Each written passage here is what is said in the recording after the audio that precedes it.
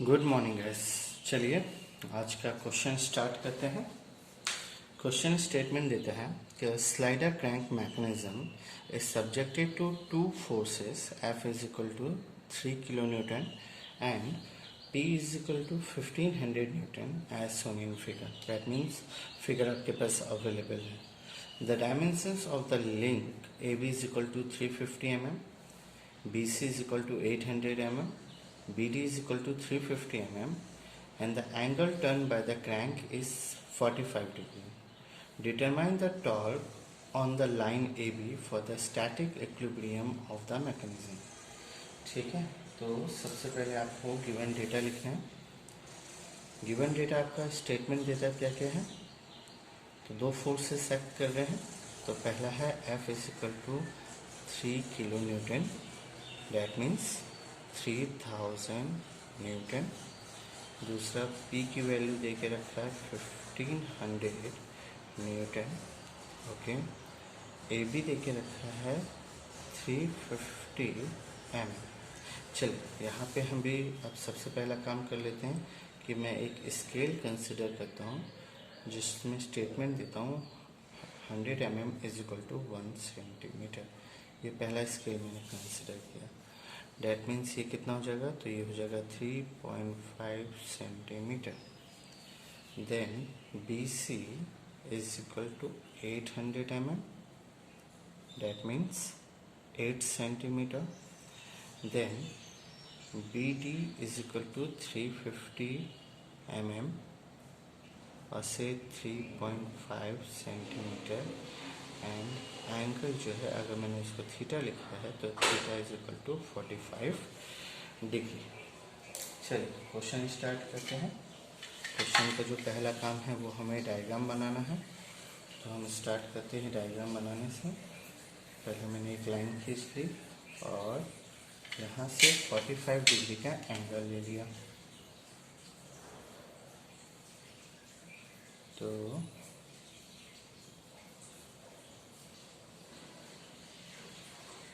यह है मेरा 45 डिग्री का एंगल और यहाँ से मुझे AB की लाइन खींचनी है जो 3.5 होना चाहिए।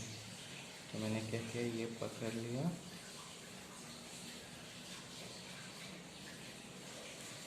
वन टू 3.5, ये मैंने एक लाइन खींच दी, नाम दे दिया A और ये B। अब B से C की डिस्टेंस 8 सेंटीमीटर है। तो मैंने यहाँ पे ये 8 सेंटीमीटर डिस्टेंस मेज़र किया और जो हमारे सेंटर लाइन है उस पर आर्क काट दी। तो मुझे मेरा सेकंड पॉइंट मिल गया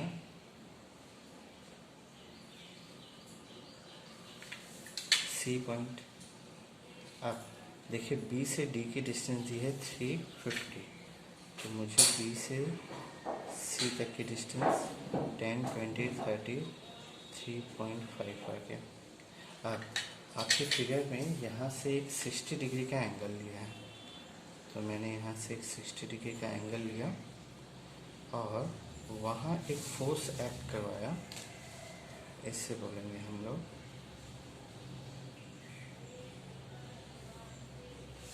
ठीक है, इससे बोलेंगे हम लोग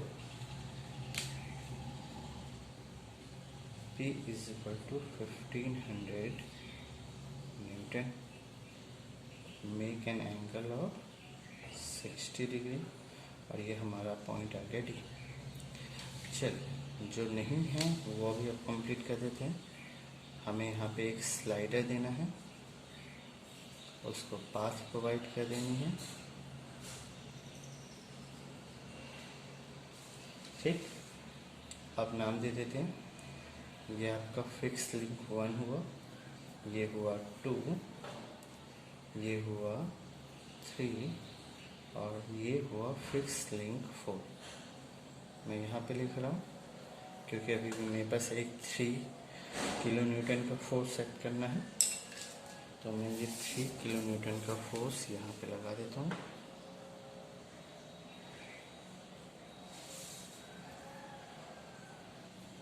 जिसका नाम हमने F दिया है। F is equal to 3000 newton. चलिए सेम रूल्स, सबसे पहले क्या करेंगे, तो हम ये वाला डिस्टेंस को यहाँ से मेज़र करेंगे, यहाँ लेके आएंगे और 8 सेंटीमीटर की एक स्ट्रेट लाइन खींचेंगे। 1 2 3 4 5 6 7 8 और 1 2 3 पॉइंट पे एक ये आगे। अब आपका ये है बी, ये है डी और ये है सी। सेम रूल्स फॉलो करना है। क्या है आपका रूल, तो आपने यहाँ से 45 डिग्री का इंक्लाइन किया, ठीक है। अब अगर आप ऑब्जर्व करोगे तो आपको क्या करना पड़ेगा, तो यहाँ पे इसका रेजोल्यूशंस निकालना पड़ेगा। तो अगर ये 60 डिग्री इंक्लाइन है तो इसके परपेंडिकुलर और वर्टिकल सेक्शन में आपको फोर्सेस रिजॉल्व करनी। तो एक फोर्स ये हुआ। सिमिलरली इसका जो डी सी वाला पार्ट है वहाँ पे आपका नॉर्मल और टेंजेंट एक्ट करेगा। तो हमने क्या किया, दोनों काम एक साथ कर दिया। मैं इसको रिजॉल्व करने के लिए भी यहाँ दे दिया और इसका नॉर्मल और टेंजेंट भी बता दिया। तो ये वैल्यू आएगी P sin 60 डिग्री और ये होगा P cos 60, P cos 60। Similarly अब यहाँ देखिए ये डाउनवर्ड है इसलिए ये भी डाउनवर्ड और ये इस तरफ आएगा। मतलब आपको ये याद रखना है कि अगर कोई भी चीज़ डाउनवर्ड आ रही है तो आपका रिजोल्यूशन कैसा बनता है, ऐसा।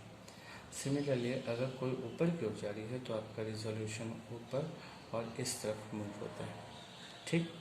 चलिए अगर ये डाउनवर्ड लग रहा है तो अब हमें ये जो फोर्स रिजॉल्व कर रहे हैं ये कहाँ लगेगा, ये अपवर्ड डायरेक्शन में लगेगा। अब ये अपवर्ड में कौन सा फोर्स लगेगा, तो वो फोर्स हमें यहाँ पे डिफाइन करना है।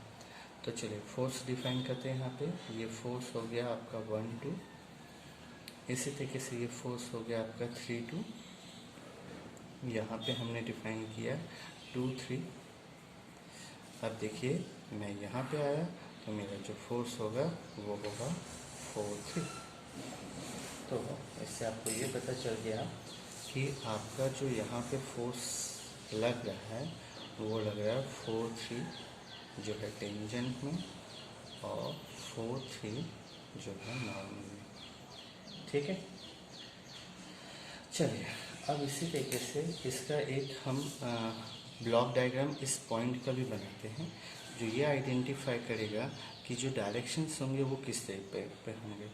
तो अगर मैं उस पॉइंट को मतलब उस स्लाइडर को मैंने बनाया और ये स्लाइडर को बनाने के बाद मैं इस पार्ट की बात कर रहा हूँ ना, तो ये देखो आपका इस डायरेक्शन में F लग रहा है, ठीक है। अब ये इस तरफ गया तो इसके अपोजिट में भी एक फोर्स जा रहा है, तो ये फोर्स कौन सा जा रहा है, तो फोर्स 3 4 जा रहा है, ओके। और अब देखो नीचे से भी एक फोर्स लगेगा, तो नीचे से जो बिल्कुल स्ट्रेट लगेगा वो क्या होगा, तो आपका फोर्स 1 4 होगा। ये क्लियर है। अब इसका नॉर्मल लेना है, तो नॉर्मल हम कैसे लेंगे, तो हमारा जो ये फोर्स लग रहा है उसी के बेसिस पे लेंगे। तो हम क्या करेंगे, ये वाला जो पार्ट लिया है ना, इस वाले को रख के यहाँ पे हम ये निकालेंगे और इसका परपेंडिकुलर सेक्शन जो रहेगा वो हमारा नॉर्मल बताएगा। तो अब ये देखो ये भी अंदर की ओर लग रहा है क्योंकि अंदर की ओर डायरेक्शन है। तो ये आपका फोर्स क्या हो गया, तो फोर्स हो गया 3 4 T और ये भी अंदर की ओर लग रहा है तो ये फोर्स हो गया 3 4 M। चलिए इसी के बेसिस पे अब आपको फोर्स पॉलीगॉन डायग्राम बनाना है। तो फोर्स पॉलीगॉन डायग्राम बनाने के लिए आप देखो सबसे पहले परपेंडिकुलर लाइन, तो यहाँ पे अब आपको स्केल लेना है, सेकंड स्केल लेना है। तो आपने सेकंड स्केल लिया, फोर्स कितना है 3000, तो मैंने कंसिडर किया 500 Newton is represented by 1 centimetre. तो 3000 कितना होगा, तो 6 सेंटीमीटर होगा। इसलिए मुझे बिल्कुल स्ट्रेट एक 6 सेंटीमीटर की लाइन खींचनी है। तो मैंने ये लाइन खींची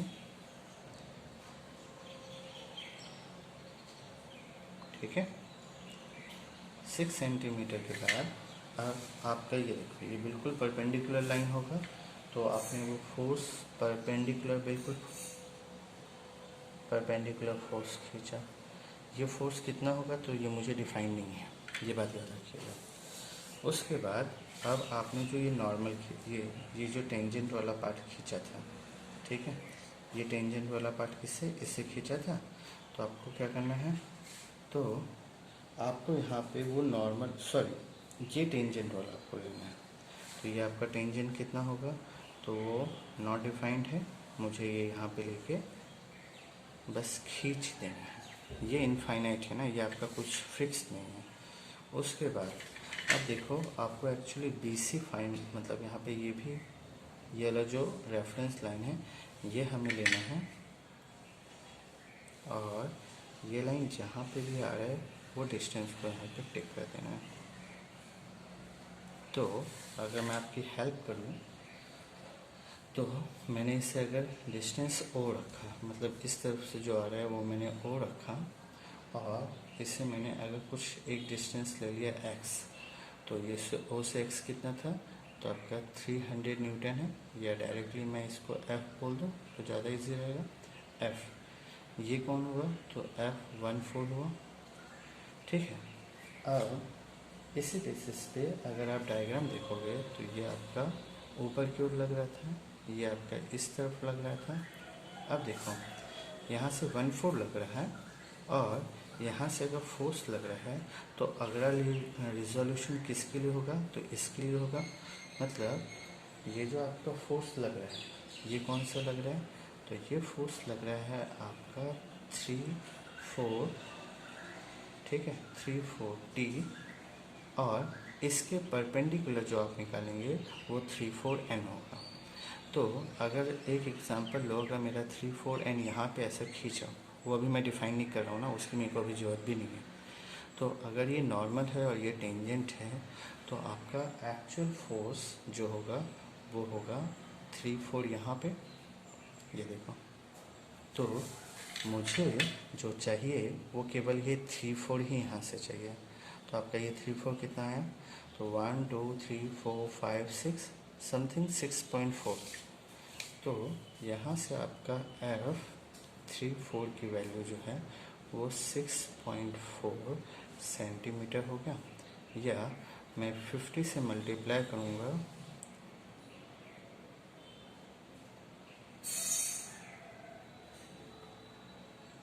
ये कुछ कितना आना चाहिए, आ गया इतना।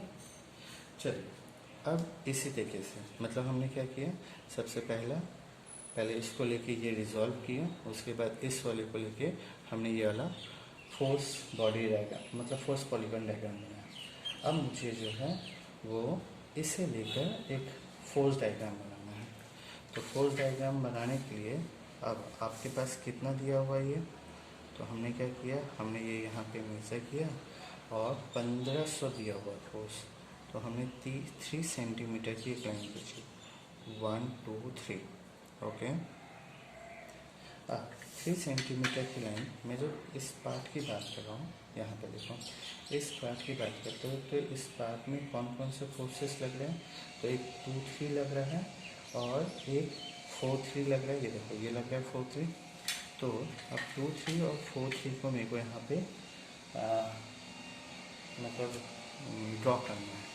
तो ड्रॉ करते वक्त मैं क्या करूँगा, तो मैंने क्या किया, तो यहाँ पे 3/4 की वैल्यू, मतलब 4 3 = 3/4 होगा, ये देखो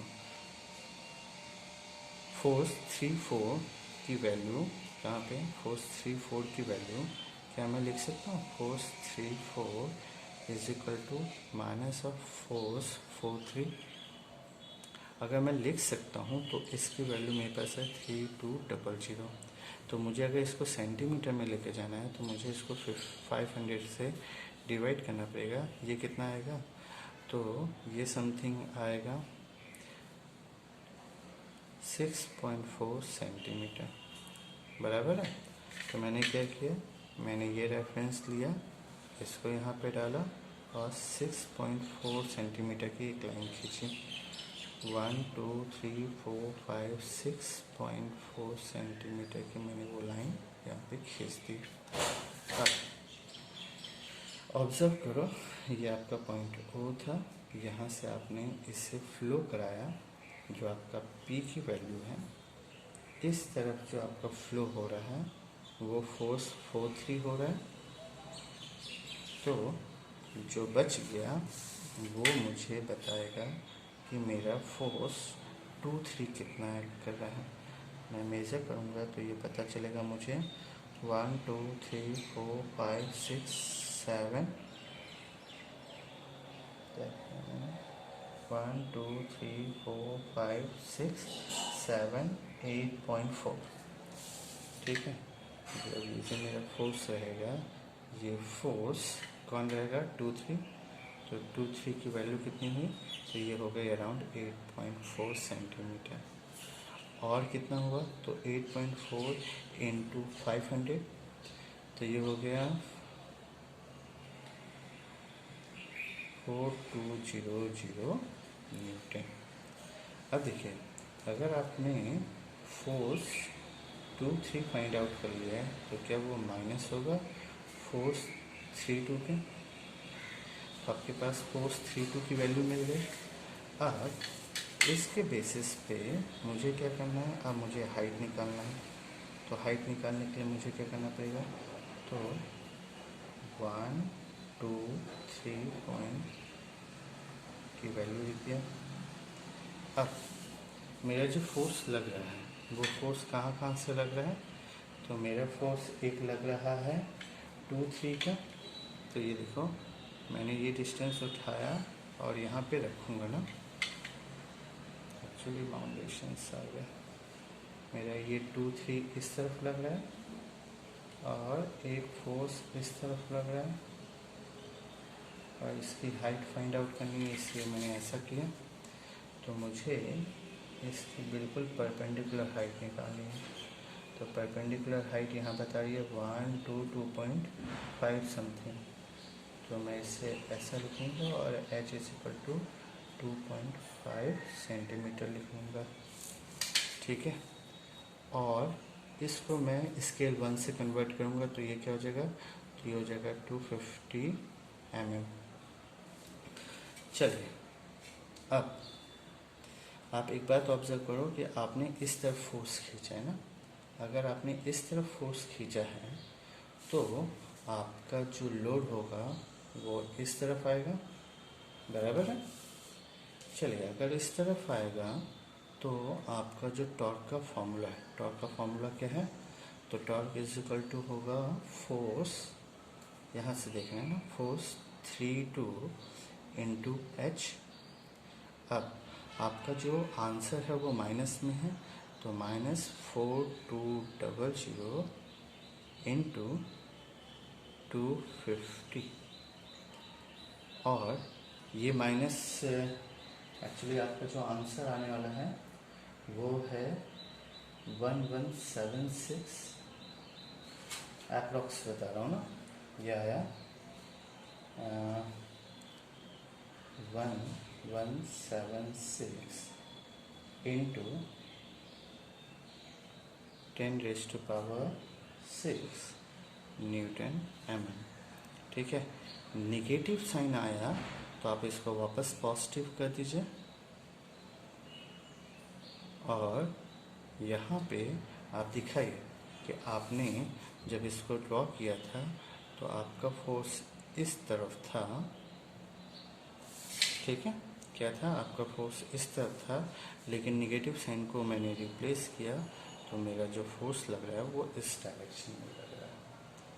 बस इसी तरीके से आपका कौन सा slider crank mechanism with 2 known forces जो है वो सॉल्व हो जाएगा। ठीक है, आज के लिए इतना काफ़ी है। Thank you very much.